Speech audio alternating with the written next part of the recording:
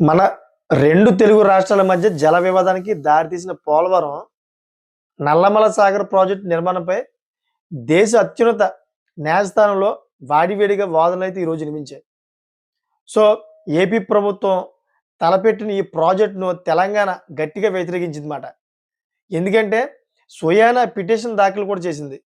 So, ఈ project వల్ల తమ రాష్ట్ర ప్రయోజనాలు దెబ్బతింటున్నాయని ఆందోళన వ్యక్తం చేసింది. సో, వాదనలు విన్న అనంతరం సుప్రీంకోర్టు తదుపరి విచారణను ఈ నెల 12వ తేదీకైతే వాయిదా వేసింది. ప్రధాన న్యాయమూర్తి జస్టిస్ సూర్యకాంత్ నేతృత్వంలోని ఈ ధర్మాసనం ఈ పిటిషన్ విచారణకు వచ్చిందన్నమాట. సో, తెలంగాణ, ఏపీ తరపున సీనియర్ అడ్వకేట్లు అభిషేక్ మను సింఘ్వి, అంతేకాకుండా ముకుల్ రోహిత్‌కు తమ వాదనలు వినిపించారన్నమాట. పోలవరం ప్రాజెక్టులో భాగంగా చేపడుతున్న కాలువలు నిర్మాణం వల్ల వరద నీటిపై తెలంగాణ విపరీతమైన నష్టం వాటిల్లో ఉందని మను సింఘ్వి ఆందోళన వ్యక్తం చేశారు. సో, నీటి మళ్లింపును నిలిపివేయాలని ఇప్పటికే కేంద్ర జల సంఘం సూచించిన విషయాన్ని కూడా ఆయన గుర్తు చేశారన్నమాట. అయినప్పటికీ ఏపీ ప్రభుత్వం నల్లమల సాగర్ పనులు కొనసాగిస్తోందని, దీన్ని అడ్డుకోవడానికి సుప్రీంకోర్టును ఆశ్రయించాల్సి వచ్చిందని వివరించారన్నమాట ఆయన. సో, దీనిపై సీజేఐ స్పందించారు.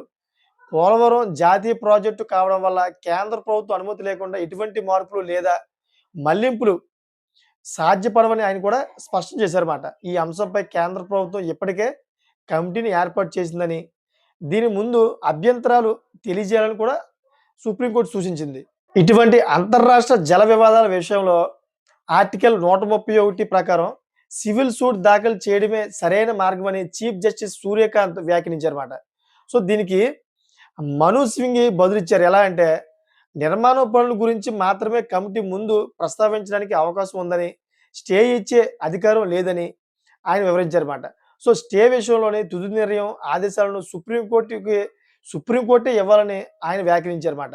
సో, ఇవే పనులు మున్ముందు కూడా వాటిని రద్దు చేయడం అసాధ్యమవుతుందని కూడా ఆయన పేర్కొన్నారన్నమాట. సో, ముకుల్ రోహత్‌కి తన వాదనలు వినిపిస్తూ పోలవరంతో ముడిపడి ఉన్న మిగిలిన రాష్ట్రాలు కూడా పరిశీలించిన తర్వాతే నల్లమల సాగర్ డీఆర్‌కు ఆమోదం లభిస్తుందని ఈయన అన్నారన్నమాట. తెలంగాణ ఆవిర్భవించక ముందే ఈ పోలవరం ప్రాజెక్టు ఉందని ఆయన గుర్తు చేశారు. సో, వాదనలను విన్న అనంతరం సీజేఐ ధర్మాసనం ఈ నెల 12వ తారీఖు అయితే వాయిదా వేసిందన్నమాట. సో, ఏది ఏమైనా గానీ తెలంగాణ ప్రభుత్వం మన ఈ పోలవరం ప్రాజెక్టు మీద ఇలా కేసు చేయడం కరెక్ట్ కాదు నాకు తెలిసిన మట్టుకైతే. ఎందుకంటే ఈ పోలవరం వల్ల మన ఆంధ్రప్రదేశ్ మొత్తం కూడా సస్యశ్యామలంగా ఉంటుంది. మొత్తం రాయలసీమ అయినా గానీ, ఇటువైపు ప్రకాశం వైపైనా గానీ, ఉత్తరాంధ్ర జిల్లాలైనా గానీ, ఇయన్నీ కూడా ఈ పోలవరం వల్ల సస్యశ్యామలంగా ఉంటుంది. కొన్ని లక్షల ఎకరాలకే నీటి సాగు కూడా అందిస్తుందన్నమాట. దీనివల్ల అన్ని లక్షల ఎకరాల్లో కూడాను వ్యవసాయం పుష్కలంగా ఉంటుంది.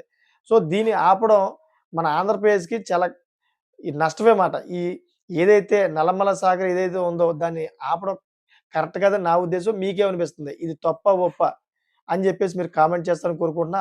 అదే విధంగా నా ఛానెల్‌ని సపోర్ట్ చేసి సబ్స్క్రైబ్ చేసుకుంటారని కోరుకుంటున్నా. Thank for watching friends.